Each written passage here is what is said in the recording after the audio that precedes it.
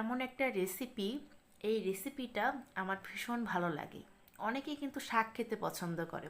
আমি বাসায় কিভাবে শাকটা রান্না করি সেই রেসিপিটা আজকে আপনাদের সাথে শেয়ার করব। এই জন্য এখানে নিয়ে নিয়েছি আমার সবচেয়ে পছন্দের শাক, এটার নাম হচ্ছে ল্যাটাপাটা শাক। এই ল্যাটাপাটা শাক নিয়ে নিয়েছি 2 আটি। শাকগুলোকে একটু ছোট করে কেটে আমি ধুয়ে নিয়েছি। এখন কড়াইতে আমি শাকগুলো দিয়ে দিলাম, সাথে 4-5টার মতো কাঁচামরিচ দিয়ে দিয়েছি। আস্ত কাঁচামরিচই দিয়েছি, মাঝখান থেকে চিড়ে দেইনি। এখন আমি দিয়ে দেবো স্বাদ মতো লবণ। শাকগুলো কিন্তু ঝুরি করে কাটিনি, আপনারা চাইলে ঝুরি করেও কাটতে পারেন, তাছাড়া এরকম একটু বড় বড় করে কাটলেও কোনো সমস্যা নেই, কারণ এগুলো এমনি গলে যাবে। এখন লবণ দিয়ে আমি শাকটাকে খুব ভালো করে মিক্সড করে দেব। যারা শাক খেতে ভালোবাসেন তারা এইভাবে শাকটা রান্না করবেন, আশা করি ভালো লাগবে। আর যদি এরকম ল্যাটাপাটার শাক এনে রান্না করেন তাহলে এই শাকটা কিন্তু এভাবে রান্না করবেন, এই শাকটার টেস্ট খুব ভালো হয় এভাবে রান্না করলে। খুব ভালো করে লবণ দিয়ে মিক্সড করে দিলাম। এখন এই শাকটাকে আমি ঢেকে দেব। শাকটাকে ঢেকে আমি 10 মিনিট মিডিয়াম হিটে এটাকে রান্না করব।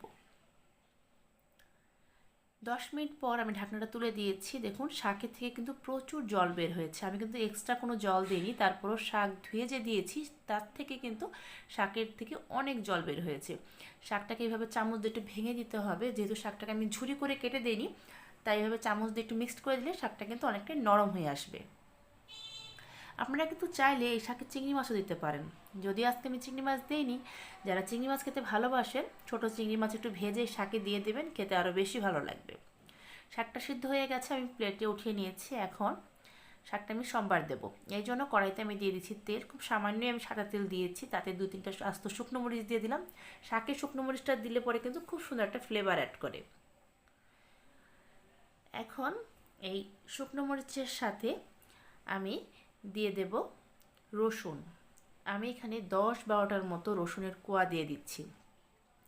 রসুনটা কিন্তু আমি একবারে মিক্সড করে ফেলিনি, অর্থাৎ বেশি ভেঙে ফেলিনি, তাতে করে কিন্তু রসুনগুলো খেতে ভালো লাগে না। একটু আস্ত আস্ত থাকলে আমার কাছে খেতে ভালো লাগে, তাই আমি একটু আস্ত রসুনই দিয়েছি।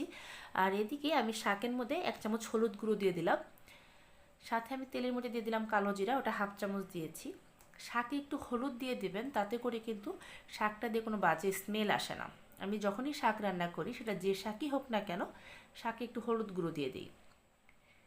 এখন এই রসুনগুলো আমি এদিকে হালকা একটু ভেজে নেব। রসুনটা ভাজার সময় দেখবেন খুব সুন্দর একটা স্মেল বের হয়েছে। এখন সিদ্ধ করে রাখা শাক আর যে হলুদের গুঁড়োটা ছিল সেটা আমি দিয়ে দিলাম। দিয়ে এই শাকটাকে খুব ভালো করে মিক্সড করে দেব। এই শাকটা গরম ভাতের সাথে খেতে আমার কাছে ভীষণ ভালো লাগে। যে কোনো শাকই আমার কাছে খুবই ভালো লাগে, কিন্তু এই শাকটা আমার কাছে বেশি ভালো লাগে।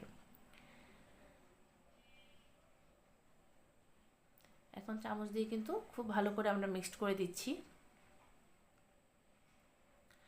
আর রসুনগুলো কিন্তু যেহেতু আমি একটু আস্ত দিয়েছি, চামচ দিয়ে একটু হালকা একটু ভেঙে দিতে হবে।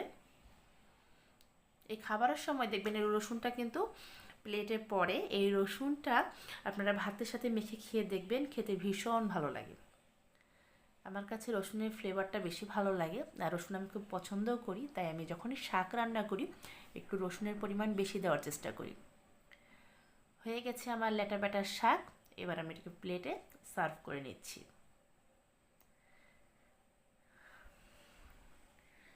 শাকটাকে আমি একটু খুব ভালো করে মিক্সড করে দিয়েছি। আমার এই রেসিপিগুলো আপনাদের যদি ভালো লেগে থাকে, আমার চ্যানেলটা সাবস্ক্রাইব করে পাশে থাকা বেল আইকনটা ক্লিক করে দেবেন। আমি যখনই আমার চ্যানেলে নতুন ধরনের রেসিপি বা নতুন ধরনের কোনো ভিডিও আপলোড করব, আপনি সবার আগে নোটিফিকেশন পেয়ে যাবেন। খুব সিম্পলভাবে একটা রেসিপি দেখালাম। আশা করি যারা শাক খেতে ভালোবাসেন এইভাবে শাকটা রান্না করবেন, আর আমাকে কমেন্ট করে জানাবেন আপনাদের কেমন লাগলো। আবার ফিরবো একটি নতুন রেসিপি নিয়ে, সেই পর্যন্ত সবাই ভালো থাকবেন।